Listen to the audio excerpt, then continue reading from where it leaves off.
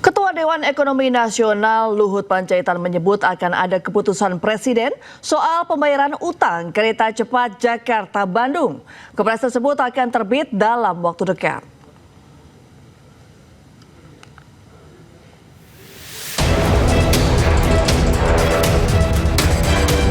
Ketua Dewan Ekonomi Nasional Luhut Binsar Panjaitan mengungkapkan permasalahan utang proyek kereta cepat Jakarta-Bandung serupa dengan proyek LRT Jabodebek. Luhut telah mengusulkan skema pembayaran utang kereta cepat Jakarta-Bandung kepada CEO Danantara Rosan Ruslani. Bahkan ia percaya diri dalam waktu dekat akan terbit Kepres tentang hal tersebut.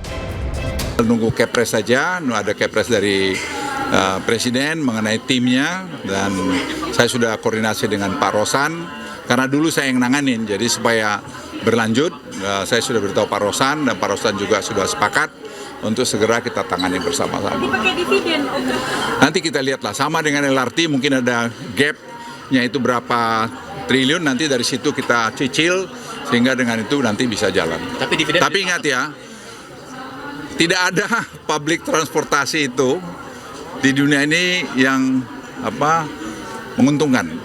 Selalu banyak subsidi pemerintah, tapi tentu harus subsidi yang betul-betul terukur.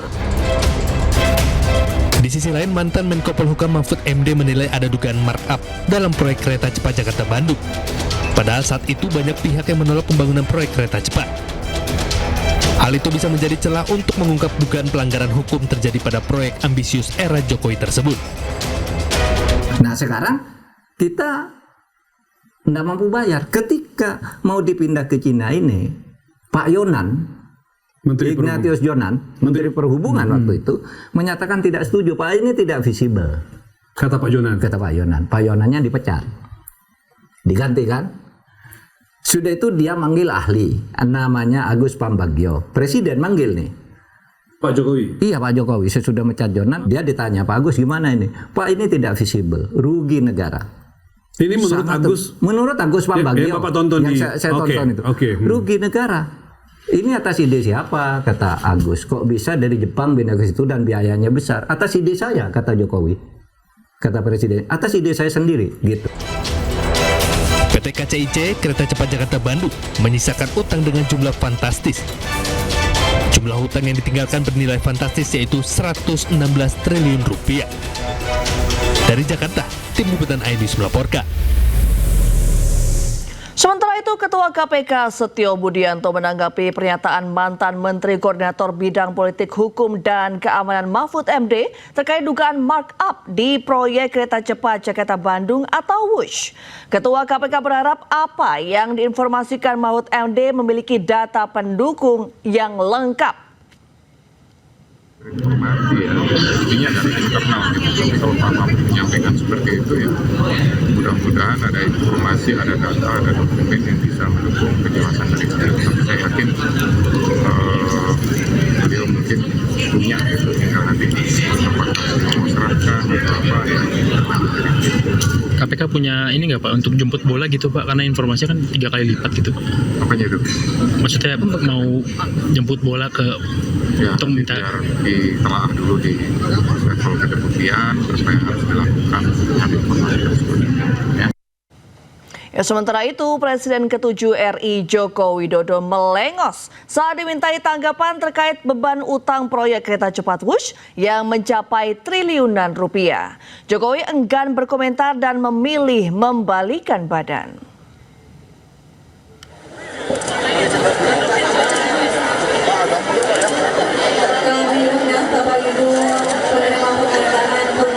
Hari ini saat menghadiri Dies Natalis Fakultas Kehutanan UGM Yogyakarta, Presiden ke-7 RI Jokowi ditanya terkait kereta cepat WUSH.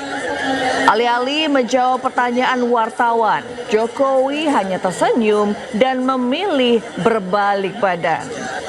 Ia enggan berkomentar dan kembali berbaur serta menyalami sejumlah alumnus Fakultas Kehutanan UGM Yogyakarta.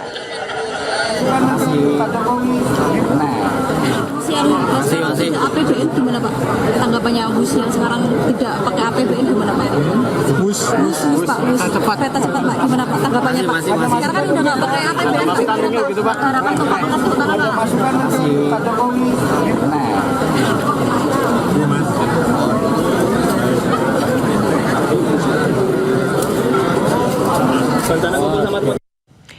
dilempar kewajiban membayar utang kereta cepat Jakarta-Bandung terjadi. Menteri Keuangan tetap enggan membayar utang PT KCIC menggunakan APBN.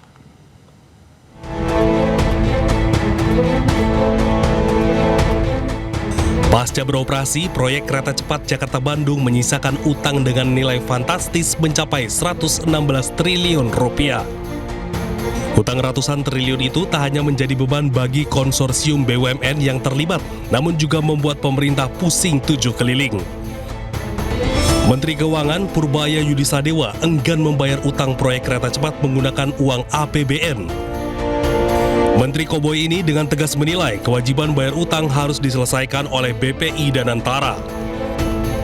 Begini, bukan utangnya nggak dibayar, kan pemerintah apa? Kalau dulu kan semuanya pemerintah yang tadinya begitu kan, tapi ketika udah dipisahkan dan seluruh dividen masuk ke Danantara cukup mampu untuk membayar itu. Jadi bukan nggak dibayar utangnya, dibayar tapi Danantara bukan APBN. Sikap Menteri Keuangan membuat Danantara mau tak mau harus membayar utang PT KCIC. Tak hanya utang, pemerintah dan otoritas terkait juga harus mengusut dugaan markup pada proyek ini yang membuat beban utang membengkak dan merugikan negara. Dari Jakarta, Tim Liputan iNews melaporkan. Ya, sementara itu meski mendukung langkah Menkeu RI Purbaya menolak bayar utang WUS dengan APBN, Menko Polhukam periode 2019-2024 Mahfud MD mengingatkan akan ancaman kedaulatan bangsa akibat utang WUS yang terus membengkak. Mahfud meminta Purbaya untuk mencari jalan keluar dan negara menyelesaikannya secara hukum. WUS ini mengancam masa depan kedaulatan kita, bangsa kita, rakyat kita, dan sebagainya, karena ini hutang yang sangat besar dan sangat aneh, merupakan satu bisnis B2B, bisnis to bisnis, BUMN dan BUMN sana, tetapi sekarang hutangnya bertambah terus. Bunga hutangnya aja setahun itu 2 triliun. Bunga hutang saja. Bunga hutang saja. Sementara dari tiket hanya mendapat maksimal 1,5 triliun. Jadi setiap tahun bertambah kan? Berbunga terus, negara nombok terus. Saya khawatir, kenapa nih? Saya anggap ini bagus si Purbaya demi rakyat. Tapi juga harus diingat itu akibatnya sangat berbahaya bagi rakyat. Karena misalnya kita gagal bayar, itu kan berarti Cina harus ngambil tuh. Ini punya saya kalau gitu. Tapi kan tidak mungkin ngambil barang di tengah kota, gitu kan? Pasti dia minta kompensasi ke samping, misalnya Natuna Utara. Karena itu pernah terjadi ke Sri Lanka. Sri Lanka juga melakukan kayak gini, ya, membangun pelabuhan, tidak mampu bayar, pelabuhannya diambil sampai sekarang oleh Cina karena Anda tidak bayar. Gitu. Ini kan bisa minta Natuna Utara yang sedang konflik. Ya, di tengahnya dia ada konflik, terus di sini kan bisa merambah ke kita. Kalau merambah ke kita ini masuk ke daerah kita yang tidak masuk dalam konflik.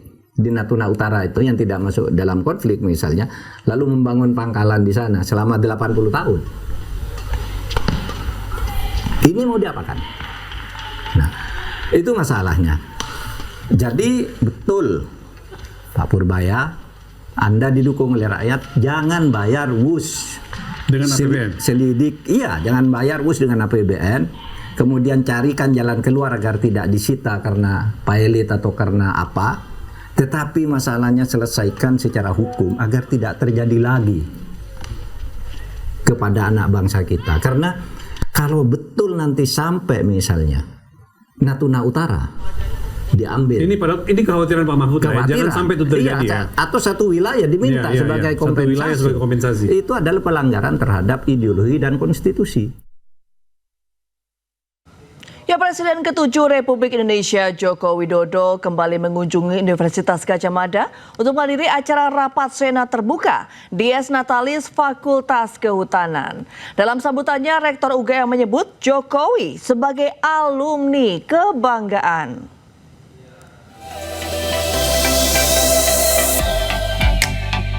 Joko Widodo, Presiden ke-7 Republik Indonesia, menghadiri rapat Senat terbuka Dies Natalis ke-62 Fakultas Kehutanan UGM. Rapat Senat digelar di Auditorium Fakultas Kehutanan. Dalam kesempatan itu, Rektor Universitas Gadjah Mada, Ova Emilia, menyebut Presiden ke-7 Republik Indonesia Joko Widodo sebagai alumni kebanggaan. Yang terhormat Presiden ke-7 Republik Indonesia Bapak Joko Widodo, alumni Fakultas Kehutanan tahun 1980, kebanggaan Fakultas Kehutanan.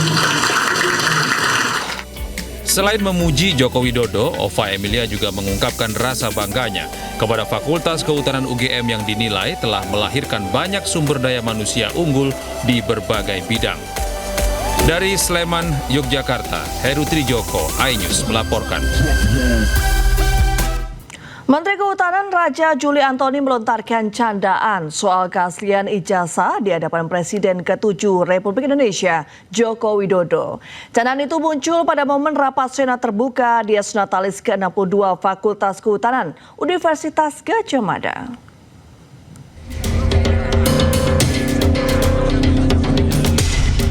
Menteri Kehutanan Raja Juli Antoni melontarkan candaan soal keaslian ijazah di hadapan Presiden ke-7 Republik Indonesia Joko Widodo pada momen rapat Senat terbuka Dies Natalis ke-62 Fakultas Kehutanan Universitas Gadjah Mada. Ada momen menarik saat Menteri Kehutanan Raja Juli Antoni memberikan sambutan di podium. Ia menyenggol isu ijazah. Candaan Raja Juli sontak disambut dengan gelak tawa hadirin yang datang. Yang sama-sama kita hormati, kita banggakan, kita cintai Bapak Presiden Republik Indonesia ke-7, Bapak Insinyur Haji Joko Widodo.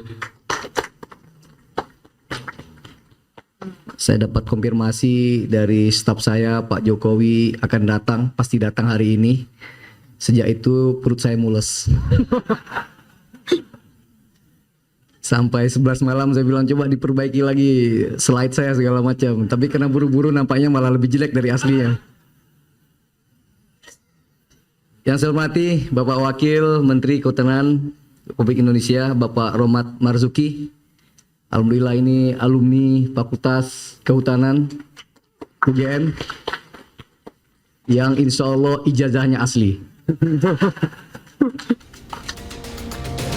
Meski demikian, Raja Juli tidak menyinggung nama Jokowi. Ia melontarkan candaan soal ijazah setelah memperkenalkan Wakil Menteri Kehutanan Rohmat Marzuki. Tim Liputan iNews melaporkan. Ya, kita ke informasi selanjutnya, pemirsa. Wakil Presiden Gibran Rakabuming Raka resmi menerima gelar kehormatan adat Kaicil Castella dari Kesultanan Ternate. Ya, penganugerahan berlangsung hikmat di Kedaton Kesultanan Ternate, diawali prosesi adat talian soya-soya dan ritual Joko Saha.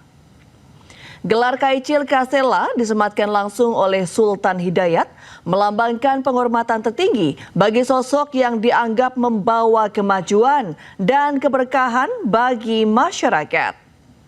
Upacara adat ditutup dengan doa bersama dan ucapan selamat dari para bobato serta tamu undangan.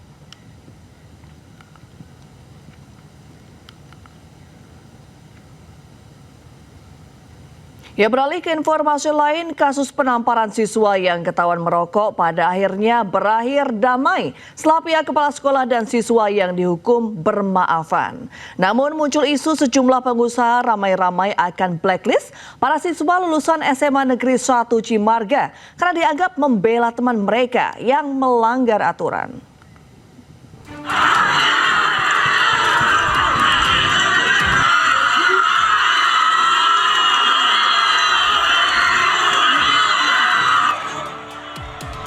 Kontroversi mengenai tindakan indisipliner siswa SMA Negeri 1 Cimarga, Kabupaten Lebak, Banten menarik perhatian publik. Ratusan pelajar sekolah tersebut melakukan aksi mogok belajar sebagai bentuk protes terhadap kepala sekolah yang menampar siswa yang ketahuan merokok.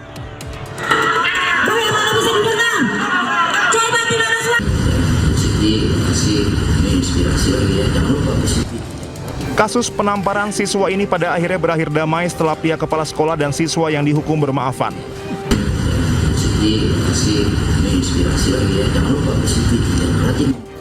Gubernur Banten Andra Soni akan kembali mengaktifkan Dini Fitri sebagai Kepala SMA Negeri 1 Cimarga. Sementara itu, di media sosial, sebagian besar netizen mengkritik keras aksi solidaritas para siswa SMA Negeri 1 Cimarga karena dianggap membela teman mereka yang melanggar aturan. Bahkan sejumlah netizen yang mengaku memiliki usaha akan memblacklist para siswa lulusan SMA Negeri 1 Cimarga. Netizen menilai aksi membela pelanggaran justru mencerminkan sikap bertentangan dengan nilai-nilai disiplin dan tanggung jawab yang dibutuhkan dunia kerja. Komentar netizen secara umum menyoroti pentingnya pendidikan karakter sejak dini di lingkungan sekolah. Kebiasaan melanggar aturan jika dibiarkan dikhawatirkan akan terbawa hingga ke dunia kerja. Tim Liputan iNews melaporkan. Pemirsa, 2 hari beroperasi, lebih dari 15.000 aduan masyarakat masuk ke kanal Lapor Pak Purbaya. Bahkan oknum pegawai Bea Cukai terancam dipecat usai ketahuan nongkrong di kafe saat jam kerja.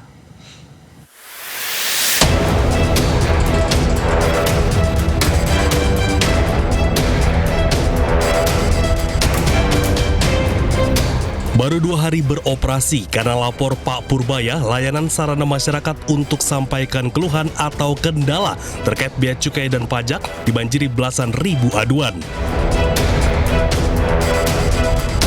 Dari 10 laporan yang ingin segera ditindaklanjuti, ada 1 laporan di mana pelapor menyebut melihat petugas bea cukai yang tiap hari nongkrong di Starbucks, lengkap dengan laptop dan membicarakan bisnis aset.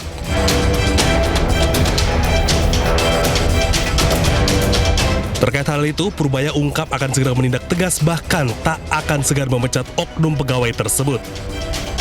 Gimana anak buah lu begitu? Ini akan kita tindak ya. Ini lengkap tempatnya. Ini cuma saya alamatnya lengkap, ini lengkap, jadi pasti bisa kita akan kejar. Jadi saya baru tahu, walaupun kita udah mau gebrak-gebrak, masih ini di bawah seperti ini. Artinya mereka nggak peduli. Dianggapnya saya main-main. Bilang, hari Senin ke depan, kalau ada yang ketemu begini lagi, aku akan pecat. Walaupun katanya memecat pegawai negeri susah, saya akan pecat. Saya persulit hidupnya. Masa nongkrong di Starbucks berpakai seragam, udah kira-kira loh. Sebelumnya, Menteri Keuangan RI Purbaya Yudi Sadewa meluncurkan layanan pengaduan bernama Lapor Pak Purbaya. Masyarakat dapat langsung mengirim laporan melalui WhatsApp di nomor 0822 4040 6600. Setiap laporan harus mencantumkan nama lengkap dan email supaya dapat ditindaklanjuti oleh tim Kementerian Keuangan. Tim Liputan iNews melaporkan. Menteri Sekretaris Negara Prasetyo Hadi angkat bicara soal pernyataan Presiden RI Prabowo Subianto yang mengizinkan warga negara asing memimpin BUMN. Terlebih WNA yang ditunjuk memiliki keahlian dan kompetensi yang dibutuhkan oleh perusahaan.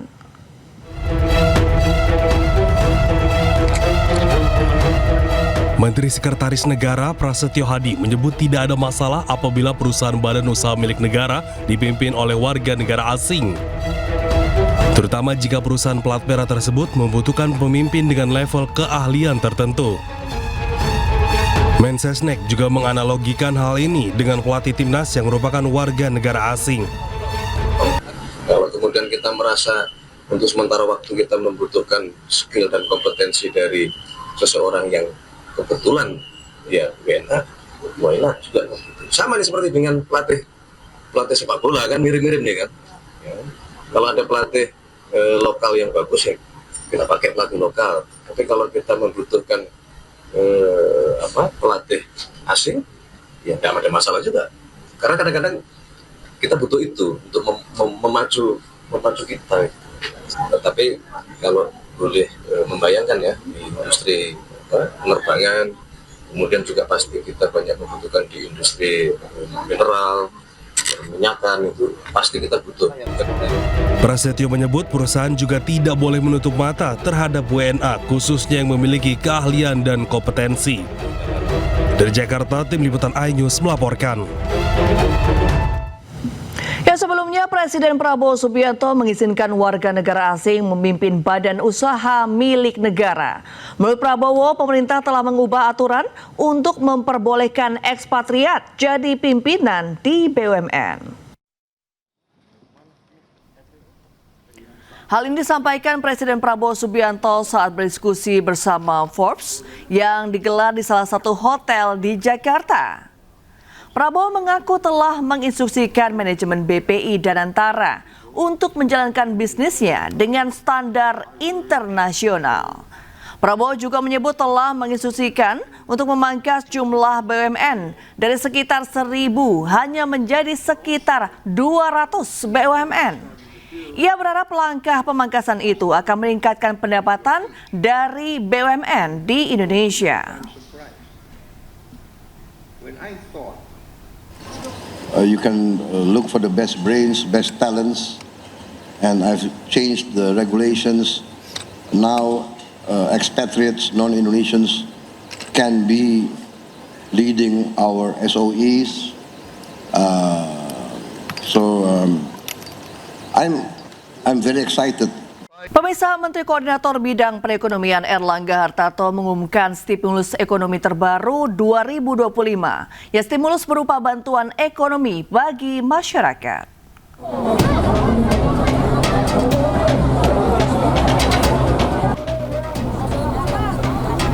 Program stimulus teranyar ini adalah bantuan langsung tunai atau BLT yang akan dibagikan untuk periode Oktober hingga Desember 2025.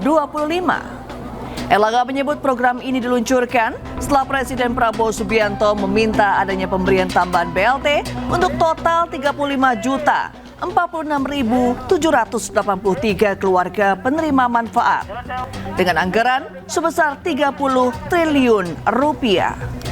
Erlangga menyebut BLT terbaru ini akan menjangkau 140 juta orang dengan asumsi satu keluarga penerima manfaat terdiri atas ayah, ibu, dan 2 orang anak.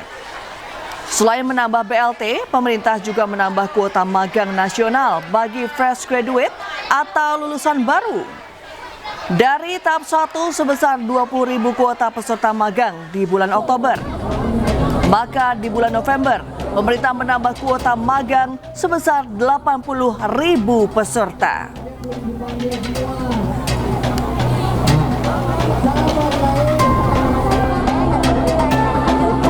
Ini Bapak Presiden minta menambahkan bantuan langsung tunai ini yang akan diberikan pada bulan Oktober, November, dan Desember 2025 dan akan diterima oleh 35.46.783 keluarga penerima manfaat. Dan ini lebih tinggi dari BLT sebelumnya.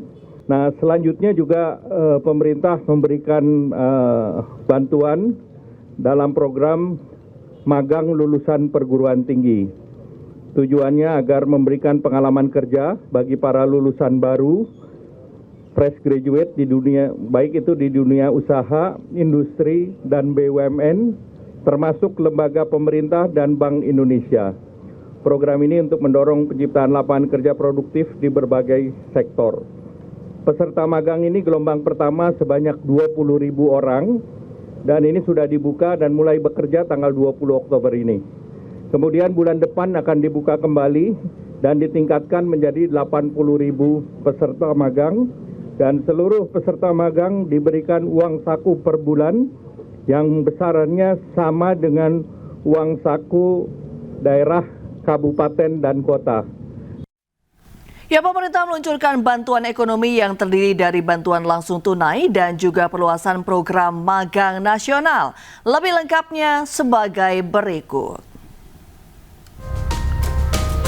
Pemerintah menambah bantuan langsung tunai atau BLT dengan anggaran sebesar 30 triliun rupiah. Jumlah keluarga penerima manfaat bertambah 17,2 juta dari sebelumnya sebanyak 18,3 juta keluarga penerima manfaat. Sehingga kini total penerima manfaat BLT sebanyak 35,46 juta keluarga.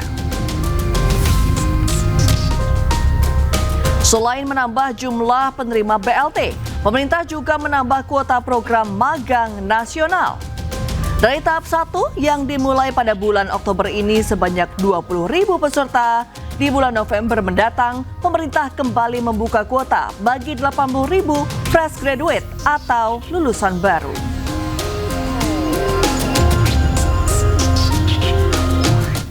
Ya, kita ke informasi lain, pemirsa. Ratusan siswa SMA Negeri 1 Yogyakarta diduga mengalami keracunan usai menyantap makan bergizi gratis.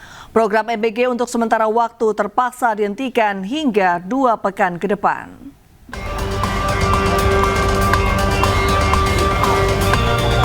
Banyak 426 pelajar SMA Negeri 1 Yogyakarta mengalami sakit perut hingga diare usai menyantap menu makanan bergizi gratis. Menurut pihak sekolah, 33 diantaranya tercatat tidak masuk sekolah pada hari Kamis. Namun belum ada laporan adanya siswa yang sampai dirawat di rumah sakit. Itu yang mengalami sakit perut ada 426. Jadi kalau kami persentase itu 43,82% yang tadi malam sakit perut. Tapi tadi kami cek anak-anak tersebut juga tetap ke sekolah. Setelah saya cek lagi yang tidak ke sekolah hari ini ada 33 siswa. Menyusul kejadian tersebut, program MBG untuk sementara waktu terpaksa dihentikan hingga 2 pekan ke depan untuk dilakukan uji lab makanan yang disantap para siswa. Dari Yogyakarta, Gunanto Farhan Anyus melaporkan. Sementara itu terkait tambahan pagu anggaran pada tahun depan, Badan Gizi Nasional optimistis program makan bergizi gratis bisa terrealisasi hingga puluhan juta penerima. BGN fokus mengejar 82,9 juta penerima manfaat MBG.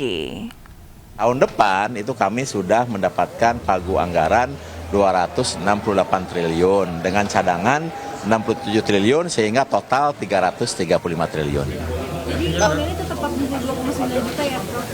Tahun ini penerima tetap 82,9 juta? Kita kejar 82,9 juta, mudah-mudahan tercapai. Tapi kita optimis lah ya, walaupun mungkin mentok-mentoknya 70 juta begitu, tapi itu sudah akan melebihi pagu yang 71 triliun. Bersumpah akan memenuhi kewajiban Presiden Republik Indonesia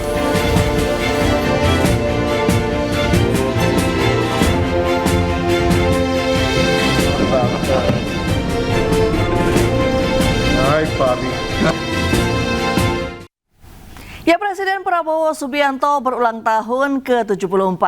Sejumlah tokoh mengucapkan selamat ulang tahun, di antaranya Presiden ke-7 Joko Widodo dan Menteri Keuangan Purbaya Yudi Sadewa.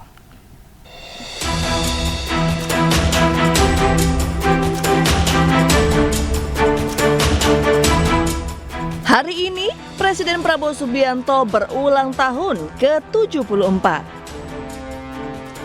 Presiden ke-7 RI Joko Widodo mengucapkan selamat ulang tahun di sela-sela kehadirannya pada acara Dies Natalis Fakultas Kehutanan UGM Yogyakarta di Sleman pada Jumat siang.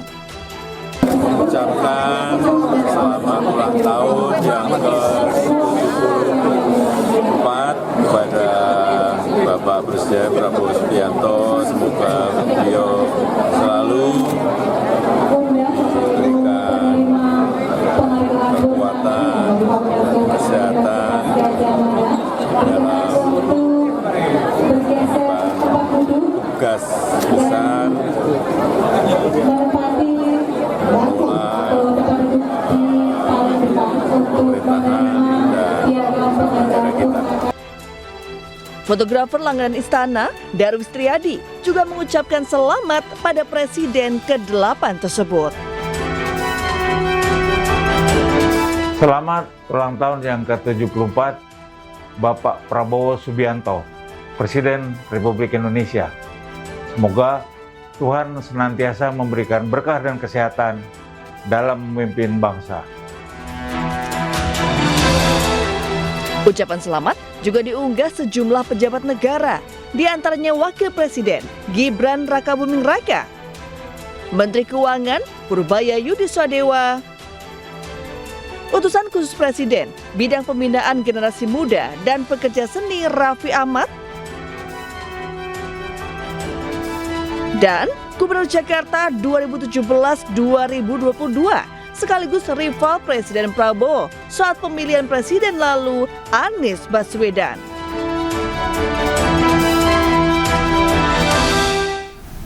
Pemirsa, ada yang spesial di hari ulang tahun Presiden Prabowo yang tepat jatuh pada hari ini. Satuan Pelayanan Gizi menghidangkan menu spesial MBG, yaitu nasi goreng dengan telur ceplok yang merupakan makanan kesukaan Prabowo.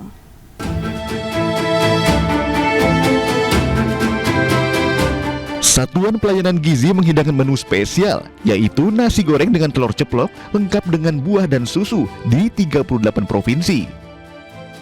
Hal ini dilakukan untuk merayakan ulang tahun ke-74 Presiden Prabowo pada Jumat 17 Oktober 2025. Pasalnya, menu ini adalah makanan kesukaan Presiden Prabowo. Dan lihat saja, siswa dan siswi di seluruh Indonesia yang menerima pun menyambut dan menyantapnya dengan wajah bahagia.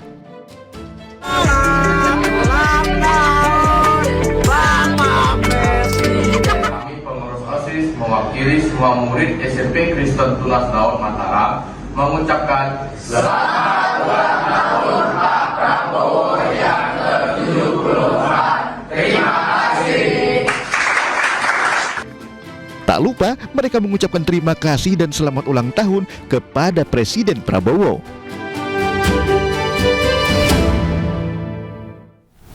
Ya, sosok Presiden Prabowo Subianto tidak bisa lepas dari latar belakang dunia militer dan darah kebangsaan yang kuat. Namun di sisi lain, ia juga dikenal sebagai pecinta kucing.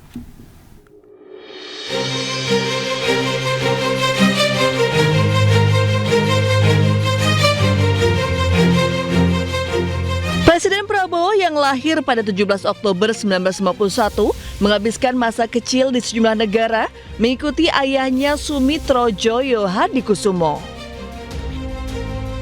Setelah Prabowo menyelesaikan studi menengahnya di luar negeri, Prabowo lulus dari Akademi Militer Nasional tahun 1974.